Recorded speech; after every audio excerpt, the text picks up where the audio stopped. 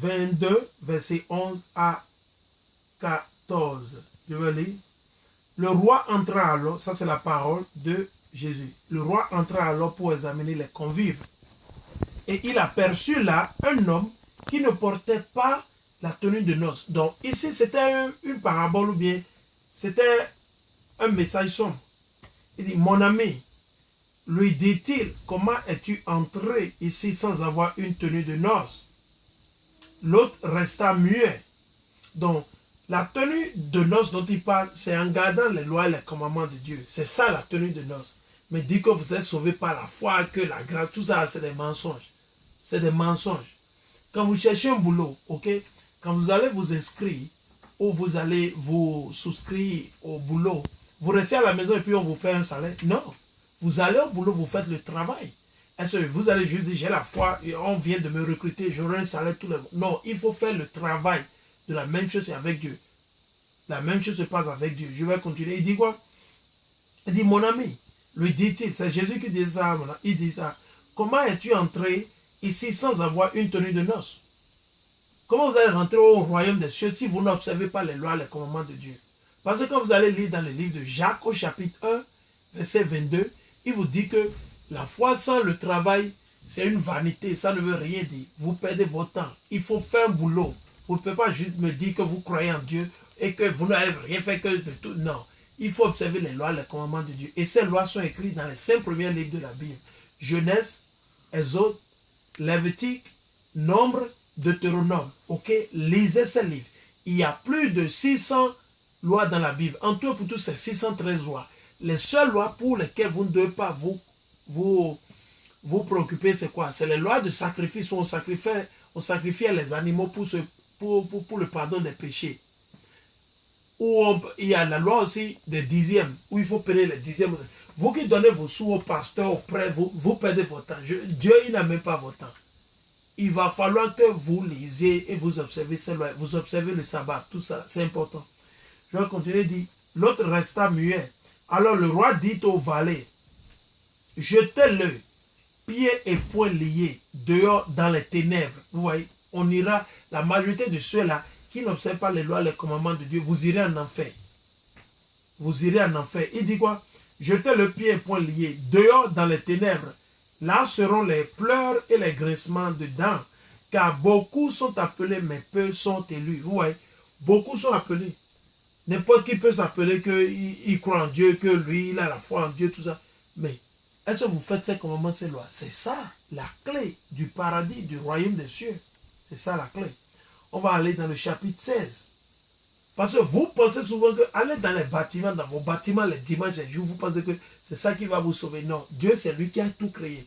Et il va vivre dans un bâtiment. Non. Le bâtiment pour lequel vous vous trompez, c'était le temple. Là, on faisait les sacrifices à Dieu. Mais le jour où Jésus était mort, tout ça a été aboli. Maintenant, le temple a été détruit en 70 AD. Le temple de Jérusalem, là où on faisait les sacrifices d'animaux pour le pardon des péchés, a été détruit totalement en 70 AD. Pas les Blancs. Les mêmes Blancs colonisateurs qu'on appelait les Romains. Ok? Quand vous lisez dans le livre de Matthieu, le chapitre 24, juste après, vous verrez. Vous allez dans le livre de Daniel, vous allez voir tout ça. C'est écrit. Au chapitre 12, chapitre 11, tout ça, vous allez voir. Ok? Dans l'évangile de Luc, dans l'évangile de qui? De Jean, etc. Je vais continuer. Évangile selon Saint Matthieu, au chapitre 16, verset 15. Mais pour vous, leur dit-il, qui suis-je? Jésus demandait à ses apôtres, qui suis-je? Simon-Pierre répondit, tu es le Christ, le Fils du Dieu vivant. Il n'a pas dit le pasteur, il dit quoi? Tu es Christ, le Fils du Dieu vivant. Révélation t'est venue.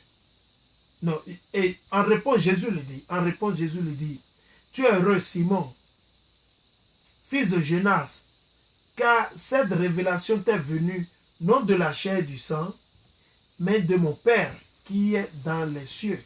Vous, souvent chrétiens qui disent que Jésus est Dieu, il dit en même temps que la révélation que Simon-Pierre a eue en lui disant qu'il est le Fils de Dieu, il dit que sa révélation vient de son Père qui est dans les cieux. Eh bien, moi je te dis, tu es Pierre. Parce que Pierre, c'était son nom. Pierre, son nom original, c'est Simon-Pierre.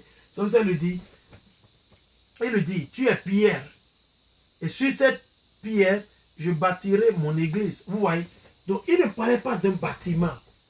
Il parlait de l'homme, de l'esprit, d'un Israélite. Donc, je vous exhorte, chers frères et sœurs, ne me croyez pas. Mais lisez vos mêmes Bibles, vous avez chez vous qui dorment là. Il faut la lire. On continue. Il dit, tu es Pierre. Tu es Pierre. Et sur cette pierre, je bâtirai mon église. Et les portes de l'Hadès ne tiendront pas contre elle. Je te donnerai les clés du royaume des cieux. Quoi que tu lis sur la terre, ce sera tenu dans les cieux pour lier. C'est-à-dire, ce n'est pas votre pasteur. Il a dit Pierre. Ce n'est pas votre pasteur, votre pape, comme Benoît XVI, votre évêque, votre archevêque. Non, ce n'est rien de... Ils ne disent pas la vérité. Ils sont juste là pour leur gain, leur argent, l'argent. Ok? On doit arrêter tout ça là. Si vous croyez en Dieu, lisez la parole de Dieu, observez ses lois et ses commandements. Moi, je ne suis personne. De la même manière, vos prêtres et vos pasteurs, ils ne sont personne. Est-ce qu'ils sont morts sur le bois pour vous? Non. C'est Yahweh Shai, celui que le monde appelle ignoramment Jésus. C'est lui qui est mort. Vous suivez? Je continue. Il dit, et quoi que tu délies sur la terre, ce sera tenu dans les cieux pour délier. Donc c'est à Pierre, ce n'est pas à votre pasteur, je suis désolé. Je vais continuer. Il dit, quand deux ou trois personnes s'assemblent au nom de l'Éternel ou de Dieu, c'est déjà l'église. Je vais vous le montrer. Matthieu 18, verset 15 à 20. Ça, c'est le livre de l'Évangile selon Saint Matthieu, chapitre 18, verset 15 à 20. Et je lis ainsi. Si ton frère vient à pécher, va le trouver et reprends-le. Donc quelqu'un qui pêche, on lui dit la vérité. Mon frère ou ma soeur, il faut observer le sabbat. Tu es une femme, tu ne dois pas porter le pantalon. C'est pour les hommes. Ok? Nous ne devons pas manger les rats et quoi? Le porc, tout ça là. Non, on doit arrêter. C'est les lois. Les lois sont écrites. Ok? Je continue. Il faut dire la vérité.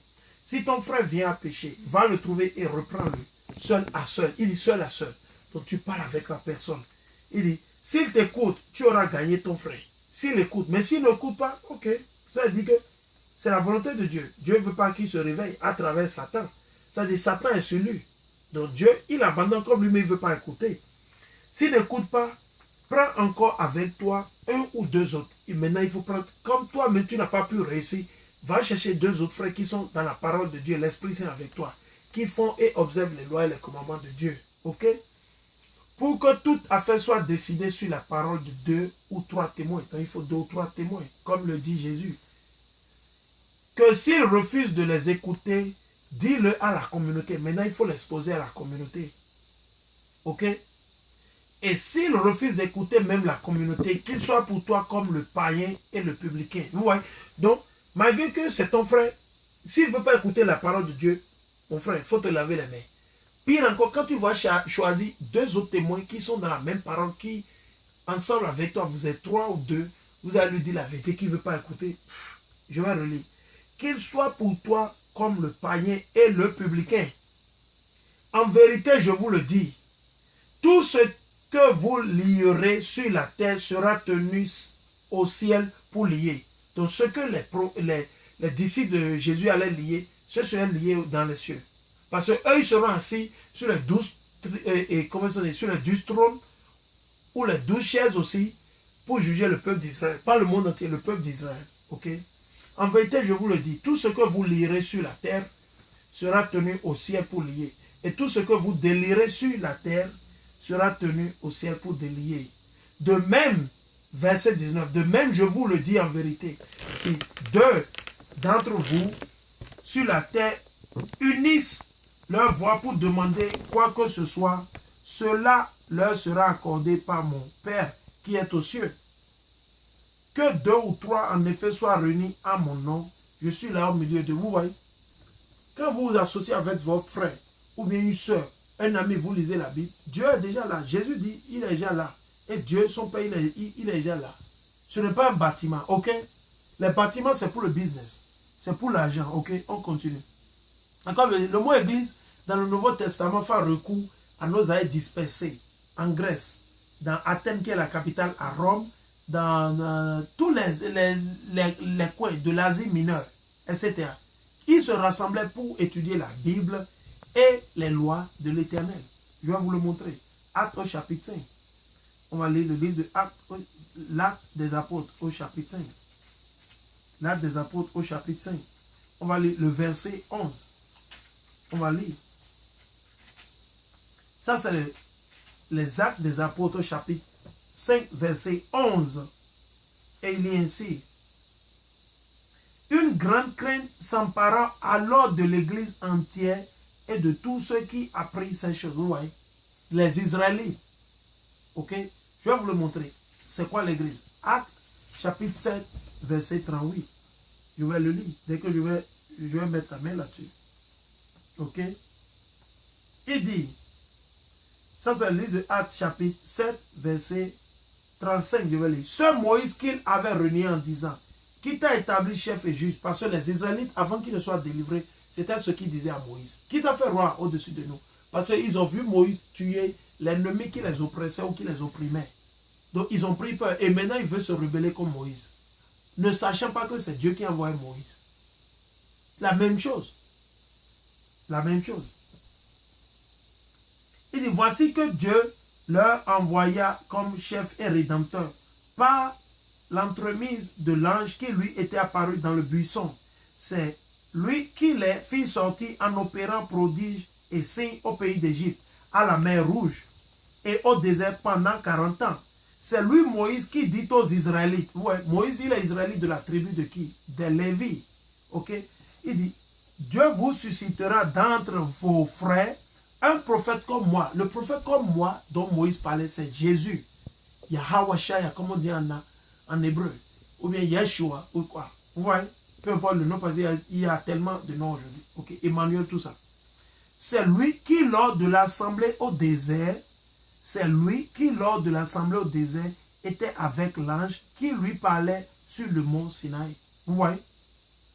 Tout en restant, vous voyez, dans le désert, c'est ça l'église. C'est une mauvaise traduction, mais quand vous lisez la version du roi anglais James, qui était un noir, un nègre, ou bien un mort qui vivait en Angleterre, vous allez comprendre plus ce que je suis en train de dire.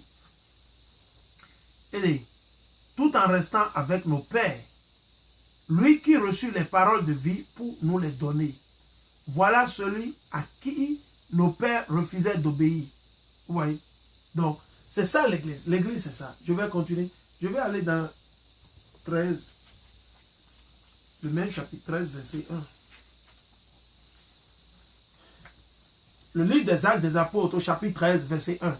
Il y avait dans l'église établie à Antioche des prophètes et des docteurs. Vous voyez, l'église, c'est les prophètes et les docteurs. Barnabé, Simeon, appelé Niger, qui veut dire nègre, noir.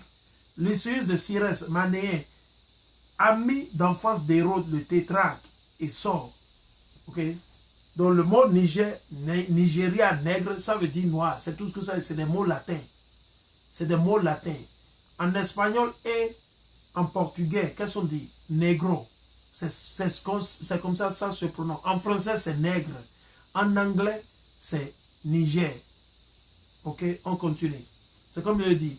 Le mot Niger est latin d'origine, qui veut dire noir, nègre. Ok, en français. Ok, comme vous allez dans le livre de Actes, chapitre 18, verset 22. On va toujours rester là. Chapitre 18, verset 22. Je vais le lire ainsi. Débarqué à Césarée, il monta sur saluer l'église. Puis descendit, il monta saluer l'église. Est-ce que vous pouvez saluer un bâtiment? Non. Est-ce que vous pouvez saluer un bâtiment? Non, c'est impossible.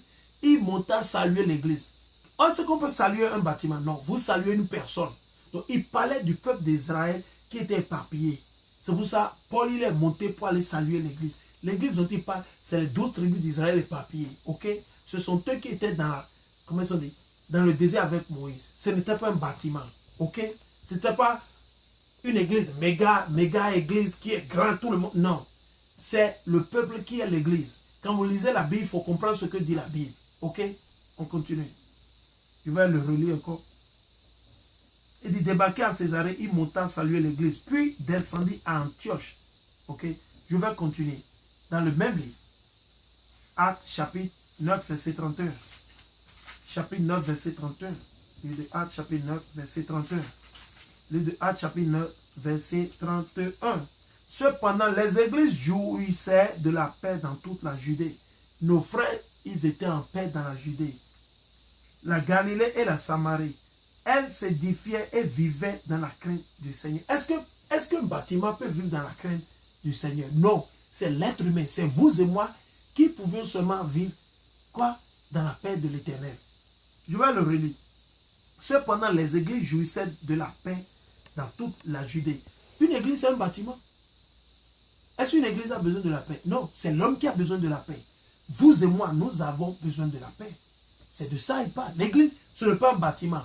Archi faux.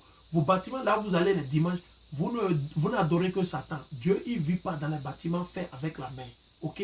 C'est lui qui a tout créé. Qu'est-ce que vous allez donner à Dieu? Un milliardaire qui est milliardaire, vous allez lui donner 1000 dollars. Il vous regarde et dit, mais lui, il est malade. Vous donnez 1000 dollars à un milliardaire, il s'en fout de vous. Je continue. Elle s'édifiait et vivait. Comment vous pouvez vous édifier et vivre? Est-ce qu'un bâtiment peut vivre? Non, c'est l'homme qui vit. Ok? Dans la crainte du Seigneur, c'est l'homme qui peut seulement vivre dans la crainte du Seigneur. Et elles étaient comblées de la consolation du Saint-Esprit. Vous voyez, c'est seulement l'être humain qui peut être consolé du Saint-Esprit. Ok? Pas un bâtiment. Ok? On continue. Pas un bâtiment. Je vais lire 1er Corinthe. On va aller dans le livre de Corinthe. Ok? Corinthe, 1er Corinthe, chapitre 1, verset 1 à 2. 1er Corinthe, chapitre 1, verset 1 à 2. Paul, appelé à être apôtre du Christ Jésus par la volonté de Dieu et de Sostène le frère, à l'église de Dieu établie à Corinthe. Vous voyez, c'est le peuple d'Israël qui vivait à Corinthe. Le peuple d'Israël qui vivait à Corinthe, pas tout le monde entier. Ce n'est pas les Blancs, les Chinois, les Arabes. Non, le peuple d'Israël est éparpillé. Parce que c'était une prophétie. On continue. Il dit, à ceux qui ont été sanctifiés dans le Christ, appelés à être saints, avec tous ceux qui, en tout lieu, invoquent le nom de Jésus-Christ, notre Seigneur, le leur et le nôtre. À vous, grâce et paix de par Dieu, notre Père et le Seigneur Jésus-Christ. Ok, on continue. Je vais aller dans le premier livre de Thessaloniens. Et puis de Thessaloniens. Ouais. Si je suis un peu plus vite, excusez-moi. Vous pouvez toujours rejouer la vidéo. Thessaloniens. Premier livre aux Thessaloniens, chapitre 1, verset 1. Premier livre aux Thessaloniens, chapitre 1, verset 1. Paul, Sylvain et Timothée, à l'église des Thessaloniciens qui est en Dieu. Vous voyez, qui est en Dieu, le Père est dans le Seigneur Jésus-Christ. À vous, grâce et paix. Vous voyez, très simple. Ce n'est pas le monde entier. Niger, ça veut dire nègre. Nigeria, etc. C'est la même chose.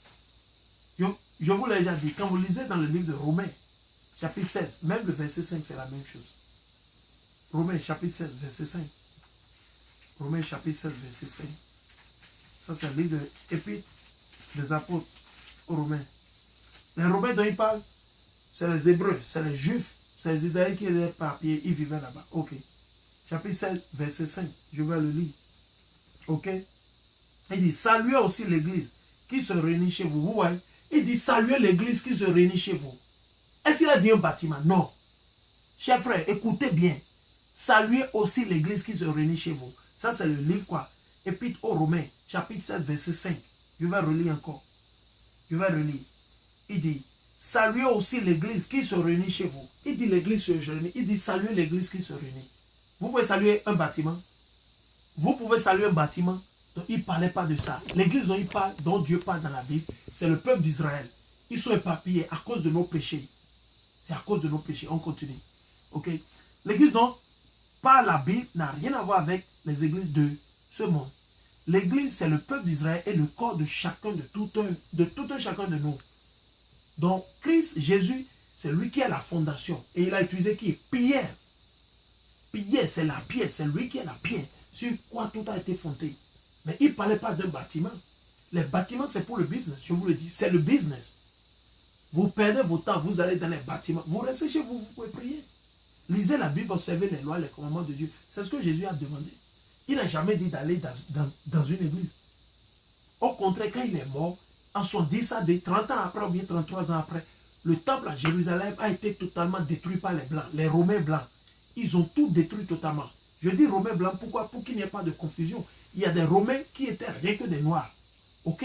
C'est nos aïeux qui vivaient là-bas. Quand ils ont été éparpillés, avant même que Jésus ne naisse, et après que Jésus soit né. Et après sa mort, ils ont été encore éparpillés dans toutes ces régions. Il y a plein de livres d'histoire qui écrivent tout ça. Mais seulement que nous détestons lire. On veut juste écouter un professeur, il a un doctorat. Non. Ce professeur dont il parle qui a un doctorat, les Blancs lui ont enseigné le peu qu'il veut qu'il sache. Pas plus de lui. Ce n'est pas lui-même qui a fait ses propres recherches. Non. Ok, on continue. Je vais aller dans le premier livre de Timothée. Timothée. Aller dans le premier livre de Timothée. Je vais aller dans le premier livre de Timothée. Premier livre de Timothée. Premier livre de Timothée. Vous allez passer avec moi. Premier livre de Timothée. Ok, on va dans le premier livre de Timothée, chapitre 3, verset 15. Je vais le lire. Chapitre 3, verset 15. Premier livre de Timothée, chapitre 3, verset 15. Et ça se lit ainsi. Si toutefois je tardais, il faut que tu saches comment te comporter dans la maison de Dieu. Je veux dire l'église du Dieu vivant. Vous voyez, le bâtiment n'est pas vivant, c'est l'homme. C'est l'homme, c'est des hommes dont il parle. Quand on s'assemble, il faudrait qu'on ait un comportement de la crainte de Dieu. Pas faire ce qu'on veut, on vient montrer son costume. Regarde ma cravate, j'ai une cravate de 10 000 francs, ou bien j'ai une cravate de 20 000 $, ou bien on vient montrer, la femme vient montrer sa jupe. Non, avec Dieu, non, non, non. Il faut respecter, il faut avoir un respect. Je vais le relire. Il dit quoi? Je relis encore. Il dit, si toutefois je tardais, il faut que tu saches comment te comporter dans la maison de Dieu. Je veux dire l'église du Dieu vivant, le corps, savoir comment se comporter. Ok? Colonne et support de la vérité. Oui, c'est incontestablement un grand mystère que celui de la piété. Il a été manifesté dans la chair, justifié dans l'esprit. Vous voyez, ce n'est pas un bâtiment. Il a été manifesté dans la chair, justifié dans l'esprit, apparu aux anges, proclamé aux nations, cru dans le monde, enlevé dans la gloire. C'est Jésus. Et nous sommes les membres de son corps. Son corps, c'est l'église. Ok, je continue. Éphésiens. Je vais dans le livre d'Éphésiens. Je vais dans le livre d'Éphésiens. Je vais lire Éphésiens, chapitre 2, verset 20.